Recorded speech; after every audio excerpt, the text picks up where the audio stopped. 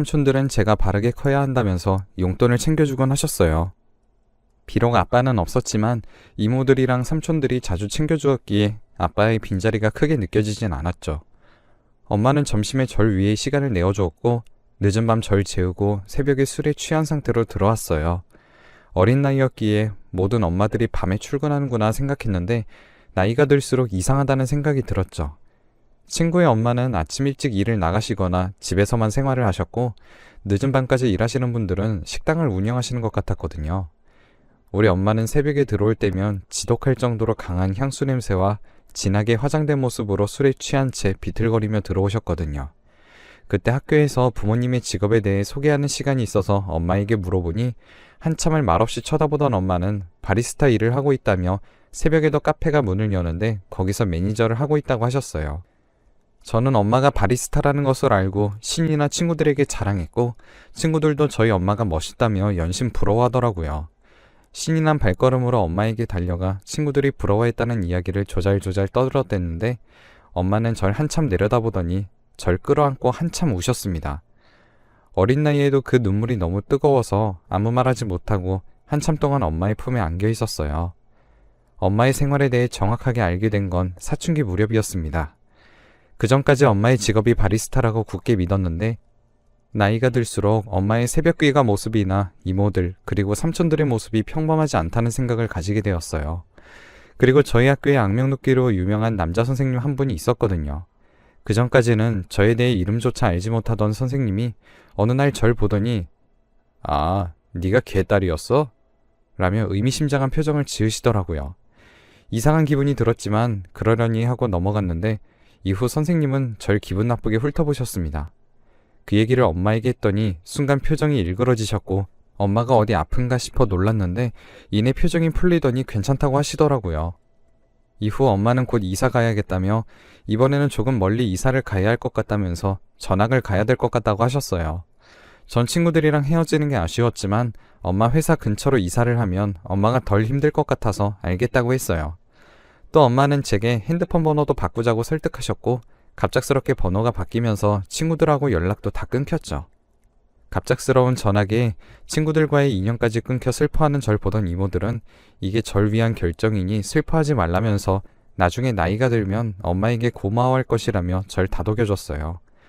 저 역시 엄마가 이유가 있을 거라는 생각을 하긴 했지만 서러운 것은 어쩔 수 없었고 학교에 적응이 끝나기 전까지 엄마에게 얄미운 짓을 하며 불만을 표출했어요.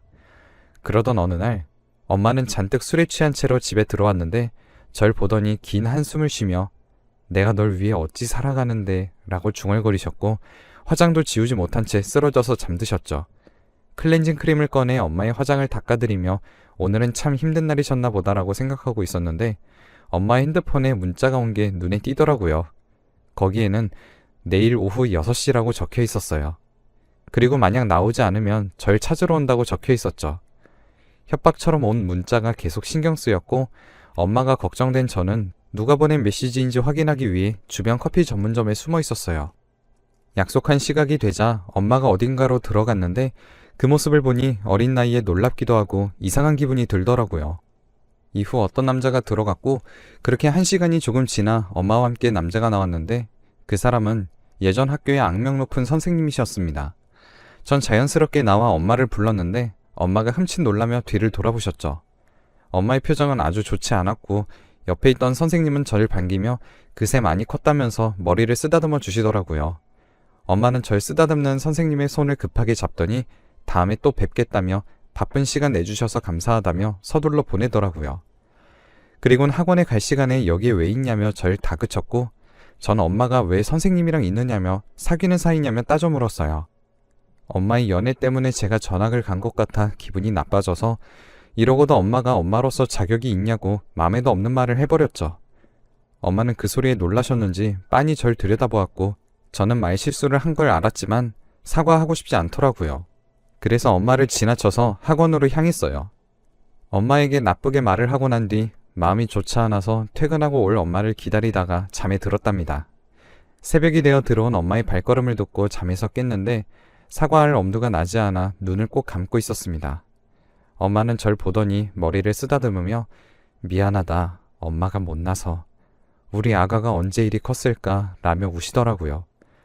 전 엄마 우는 소리에 놀라 눈을 뜨고 말을 예쁘게 하지 않은 것과 엄마에게 나쁘게 얘기한 것을 사과하며 꼭 안아줬어요. 그런 절 엄마는 꼭 안으면서 아프지 않게 예쁘게 잘 커주고 있다며 엄마는 괜찮아 라는 말을 되풀이하셨죠. 그렇게 엄마와 화해를 했어요. 그리고 얼마 뒤 제 인생에 가장 큰 일이 벌어지고 말았어요. 그날은 영어학원을 마치고 나오자마자 코앞에서 버스를 놓쳐버린 날이었어요. 뼈까지 추운 바람이 들어올 것 같은 겨울 날씨에 발을 동동 굴리며 다음 버스를 기다리고 있었죠. 그런데 제 앞에 차가 한 대 서더라고요. 그러더니 창문이 스르르 열리면서 그때 그 선생님이 타고 계셨어요. 선생님은 제게 학원을 여기 다니냐면서 꽤 추우면 엄마 직장까지 선생님이 데려다 주신다고 하시더라고요. 엄마는 늘 회사를 알려주시지 않아 궁금하기도 했고 회사가 집 근처라고 얘기해줬던 것이 생각났고 선생님 차에 타는 게 아주 어색하긴 했지만 버스비도 아낄 겸 차에 탔어요. 차를 타고 가는 동안 어색한 분위기가 흘렀고 15분 정도 달려 선생님이 세워준 곳은 온갖 네온 사인이 반짝이는 곳이더군요. 전 주변을 둘러보았지만 엄마가 일한다는 큰 커피 전문점은 보이지 않았고 그런 제 모습에 선생님은 뭘 찾냐고 물어보셨죠. 전 엄마가 일하는 곳에 데려다 주신다고 했는데 커피숍이 보이지 않는다면서 주소를 잘못하신 것 같다고 얘기했어요. 그랬더니 선생님은 이곳이 맞다며 앞에 있는 큰 노래방을 손으로 가리키셨죠. 네 엄마가 무슨 커피숍에서 일을 해? 저기서 일하는데? 라며 귀에 속삭인 뒤 자동차를 끌고 사라졌어요. 전 믿을 수 없는 상황에 멍하게 서 있었는데 노래방 계단에서 민지 이모가 홀복을 입고 상기된 얼굴로 올라오고 있더라고요. 이모는 주변을 두리번거리다가 교복을 입고 서 있는 절 보더니 들고 있던 담배를 떨어뜨리며 어찌할지 몰라 서성이셨죠. 전 엄마한테 지금까지 속았다는 생각이 들어 속이 무척 상했고 엄마가 노래방에서 일한다는 사실이 너무 부끄러웠어요. 민지 이모의 부름에도 저는 모른 체 하며 뒤돌아 뛰어갔어요. 민지 이모의 얘기를 들은 건지 엄마의 전화는 계속 왔고 엄마는 제가 전화를 받지 않자 급하게 집으로 뛰어왔더라고요. 평상시에 엄마는 화장과 머리 스타일이 수수한 스타일이었어요. 하지만 지금의 진하게 그린 아이라인이나 긴 속눈썹을 지닌 엄마의 화려한 모습은 전혀 다른 사람 같았어요. 엄마는 어떻게 알고 거길 왔냐면서 다그쳤고 전 선생님이 알려줬다고 사실대로 얘기했어요. 엄마는 화를 내며 그 선생님하고 다시 만나게 되면 뒤도 돌아보지 말고 도망가라고 신신당부를 하셨고 그동안 속여서 미안하다며 제게 용서를 구했습니다. 여자의 몸으로 절 키우는 게 많이 힘들기도 하고 해주고 싶은 것이 많아 노래방의 일을 선택하게 되었지만 제가 실망할까봐 사실대로 얘기할 수 없었다는 거였어요. 전 엄마의 직업을 이해하고 싶지 않았고 혹시라도 주변에서 엄마에 대해 알게 될까봐 불안하더라고요. 하지만 엄마의 마음을 이해하지 못하는 건 아니기에 그동안 절 속인 것은 용서하기로 마음먹었어요. 다음날 민지 이모는 제게 찾아와서 많이 놀랐냐며 미안하다 했고 다른 이모들과 삼촌들도 제게 찾아와 직업에 관해 속인 것은 미안하다고 사과하셨죠. 제가 태어나기 전부터 이모랑 삼촌들이 절 키워봤고 자신의 아이처럼 절 키워준 것을 잘 알기 때문에 전 놀라긴 했지만 괜찮다고 했어요. 그렇게 하루가 지나가고 마음이 조금 진정되니 굳이 절 그곳으로 데려다준 선생님이 이상하더라고요.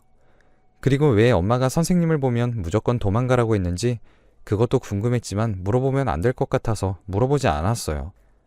엄마와의 어색한 시간이 점차 사라질 때쯤 영어학원 앞으로 선생님이 또 절 찾아왔어요. 전 선생님의 뒷모습을 보고 엄마가 시킨 대로 도망을 쳤어요. 도망을 치는 제 뒷모습을 본 선생님은 절 뒤쫓기 시작했고 전 죽을 힘을 다해 뛰었지만 선생님께 잡히고 말았죠. 절 잡은 선생님은 저에게 이유 없이 혼을 냈고 뒤에서 누군가가 다가와 선생님을 밀쳤어요. 그때였어요. 선생님은 바닥으로 쓰러졌고 뒤를 돌아보니 엄마였어요. 사람들은 갑자기 소리를 지르며 경찰에 신고했고 엄마는 제게 괜찮냐며 상태를 확인하더라고요. 전 너무 놀라 그 자리에 주저앉아 버렸고 엄마는 앞으로는 이런 일 없을 거라며 지켜주지 못해서 미안하다고 제게 사과했어요. 이후 경찰이 와 엄마를 데리고 갔고 선생님은 넘어지면서 머리를 부딪혀 병원에 입원하게 되었어요. 후에 과실치사로 엄마는 합의를 하지 못해 징역 6개월을 받게 되었고 알고 보니 선생님은 엄마가 고등학교 1학년 때 담임이었습니다. 학생이었던 엄마는 어느 날 몸이 너무 아파서 체육 시간에 나가지 못했는데 그때 몹쓸 짓을 당했다고 합니다. 그리고 일부러 학교에 나쁜 소문을 퍼뜨려 퇴학을 당하게 했고 그렇게 자신의 행동을 덮었던 거였어요. 어린 나이에 퇴학당한 엄마를 질책하던 할머니, 할아버지는 더는 자식이 아니라며 단박에 엄마를 내쳐버렸고 마땅히 다닐 곳이 없던 엄마는 우연한 기회로 공장을 다녔다고 합니다. 그때 사장 아들이 친구들과 노는 자리에 엄마를 불렀는데 그날 그렇게 죄가 생겼던 거였어요. 엄마는 자신의 운명을 저주했지만 죄가 생긴 걸 알고 난 뒤 절 위해서 살아가야겠다고 다짐하셨대요. 자신이 가진 능력으로 돈을 벌 수 있는 걸 찾아보았지만 고등학교도 못 나온 사람을 써주는 곳은 없었고 우연한 기회에 미용실에서 만난 마담 이모의 눈에 띄어 나름 괜찮은 위치까지 올라가셨던 거예요. 삼촌들은 엄마의 형량을 줄이기 위해서 다방면으로 뛰어다녔고 이모들은 시간을 빼 돌아가면서 절 챙겨주었어요. 알고 보니 선생님에게 당했던 사람이 생각보다 많았고 학생들에게 손찌검을 해서 형량을 선고받은 적도 있더라고요. 그 덕에 엄마는 절 지켜야 했던 것과 과거에 당했던 피해자였기에 감형을 많이 받을 수 있게 되었어요. 전 그런 사람이 어떻게 선생님을 계속할 수 있었던 것인지 의문이 들었지만 선생님의 행실 덕분에 엄마의 형량이 준 것에 감사했어요. 하지만 엄마의 일이 소문이 나면서 학교 친구들은 절 멀리하기 시작했고 학부모들은 질이 좋지 않은 아이와 공부를 함께 시킬 수 없다며 절 학교에서 내보내라고 항의를 계속 넣더라고요. 담임 선생님은 절 보며 늘 한숨을 쉬었고 더는 학교에서 지낼 수 없다는 판단이 들어 자퇴한 뒤 검정고시를 보았답니다. 엄마는 제게 미안하다며 면회 때마다 울었고 엄마가 절 지켜준 거라며 건강하게 나와야 한다고 하면서 같이 울었어요. 쉬는 날 없이 돈을 벌던 엄마는 교도소 안에서 병이 나고 말았고 기침이 쉴 새 없이 나더니 이내 피를 토했어요. 상황이 좋지 않다고 판단한 교도소에서는 엄마를 병원에 보내 치료를 시작했어요. 엄마는 자신의 삶이 옳지 못해 이런 병을 받은 것 같다며 비관했고 저 때문에 인생을 망쳤다며 꼴도 보기 싫다고 밀어내셨어요. 다시는 병원에 찾아오지 말라는 엄마는 이모들과 삼촌들까지 밀어냈고 유일하게 한 분과만 얘기를 하신다고 하더라고요. 저는 엄마가 아픈데 얼굴도 보지 못하니 미칠 것 같았고 하루라도 엄마 얼굴을 더 보고 싶어서 매일 찾아갔어요. 그런 제 얘기를 간호사가 했는지 엄마는 제게 들어오라고 손짓했고 기쁜 마음에 엄마에게 다가갔어요. 엄마는 짧은 시간 동안 얼마나 아팠는지 살이 엄청나게 많이 빠져서 손마디가 날카롭게 서 있었고 생기 있던 피부는 새하얗게 질린 채 멍한 눈빛으로 절 바라보고 있더라고요. 절 바라보던 엄마는 담배를 가져다 달라고 말을 했는데 이렇게 아픈 상황에서도 담배가 생각나냐고 화를 내고 말았어요. 엄마는 절 보면 비웃으시더니 네가 내 인생을 이렇게 갉아먹었는데 그거 하나 가져다 주지 못하냐면서 핀잔을 주더라고요. 이내 절 낳아서 내 인생이 이렇게 망가진 거라며 2번 다시 찾아오지 말라며 또 찾아오면 안 볼 거라고 말하더라고요. 엄마의 뾰족한 말을 듣는데 그 말이 너무 아파 펑펑 울었고 세상에 정말 홀로 남은 것 같은 느낌이 들었어요. 엄마가 걱정되어 찾아가도 만나주지 않으니 답답했죠. 저는 매일 엄마의 병실 문 앞에 앉아서 기다리기만 할 뿐이었어요. 그러던 어느 날이었어요. 그날도 엄마가 너무 보고 싶었기 때문에 병실 문 앞에 멍하니 앉아 있었죠. 그런데 그 순간 의사 선생님들과 간호사 선생님들이 엄마가 있는 호실로 기계들을 끌고 달려 들어갔는데 전 좋지 않은 기분이 들어 선생님들을 따라 들어갔죠. 그런데 엄마가 사지를 떨며 눈이 돌아가 있더라고요. 너무 놀라 엄마 왜 이러냐며 엄마를 깨우려더니 간호사 선생님들이 이러면 환자에게 좋지 않다면서 절 밀어냈어요. 어쩔 줄 몰라 발만 동동 굴리며 서서 바라만 하는 제 모습이 너무 초라하게 느껴지고 엄마가 잘못될까봐 걱정이 앞서더라고요. 의사 선생님은 심폐소생술을 시도했어요. 하지만 노력이 무색하게 엄마는 세상을 떠나고 말았어요. 그리고 엄마의 가방에는 한 장의 편지가 있었어요. 사랑하는 내 딸, 보아라. 널 내 품에 안는 그날 나는 세상을 다시 태어났고 널 키우는 동안 단 한 번도 널 낳은 걸 후회한 적 없단다. 못난 엄마라 직업 한번 당당하게 네게 말 못한 게 너무 미안했어.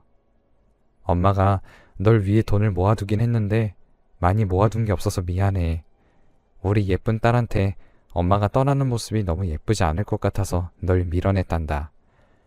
아픈 모습이 마지막 모습으로 떠오르는 게 싫어서 매일 찾아오는 걸 알면서 못되게 밀어내서 엄마가 정말 미안했어. 죽을 때가 되면 세상에 미련 하나 없이 갈 줄 알았는데 우리 아가가 눈에 밟혀 발길이 쉽게 떨어지진 않을 것 같네. 다음 생이 있다면 그때 다시 엄마의 뱃속으로 찾아와줘. 그땐 더 당당하고 멋진 엄마가 되어줄게. 사랑한다, 내 딸아. 엄마의 편지를 읽고 엄마가 너무 그리워서 한참을 울어버렸어요. 엄마는 제 이름으로 돈을 모아두고 있었고 금액 역시 꽤 모여서 제가 대학을 다니고 전셋집을 구할 정도는 되었죠. 마지막까지 딸 걱정만 하던 엄마의 마지막 말을 들어주지 못한 게 마음이 아파 그 자리에 주저앉아 한참을 울었네요. 세상에 홀로 남겨진 절 찾아온 건 어릴 때부터 할머니라 부르던 이모가 있었는데 그분이 엄마를 화류계로 끌고 온 사람이었어요. 할머니는 절 빤히 보면서 네 엄마가 널 참 잘 키우셨다라며 세상에 혼자 남아 힘들지 않냐고 물어보셨어요. 전 아르바이트를 하며 살아갈 것이니 절 찾지 말아달라며 할머니를 경계했어요. 할머니는 제 마음을 아셨는지 호탕하게 웃으시더니 공부는 때가 있어서 늦으면 안 된다고 말씀하셨어요. 어느 순간 엄마를 친딸처럼 아끼게 되었다면서 걱정하지 말고 공부 열심히 해서 좋은 사람이 되라고 격려해 주셨어요. 사실 홀로 세상을 나가는 것이 두려웠는데 예전부터 보던 할머니가 절 도와주겠다고 손을 내밀어 주신 것이 정말 감사했지만 도저히 따라갈 엄두가 나지 않더라고요. 이 사실을 알게 된 이모들과 삼촌들도 다행이라면서 필요한 것이 있으면 언제든 지원해 주겠다고 나서주시며 할머니가 좋은 분이니 믿어도 된다고 얘기를 해줬어요. 또 마지막까지 엄마와 대화를 나눈 유일한 사람이 할머니라면서 어린 내게 세상은 너무 가혹하니 할머니 옆에서 살라고 권유도 하셨죠.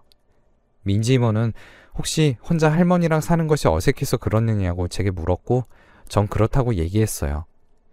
이후 할머니랑 얘기한 민지 이모가 함께 살기로 했고 그렇게 엄마 없는 하늘에 새로운 가족이 생겼어요. 이후 전 외국 계열 회사에 입사했고 할머니와 민지 이모는 집안에 경사가 났다며 기뻐해 주셨습니다. 삼촌들과 이모들도 기특하다며 동네방네 자랑을 하시더라고요.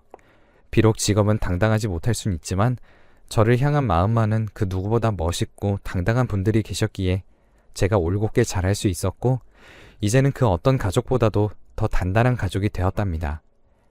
아직 서로를 다 이해하진 못하지만 앞으로 더 나아질 우리 가족 모습을 꿈꿔보며 글을 마칩니다. 긴 글 읽어주셔서 감사합니다.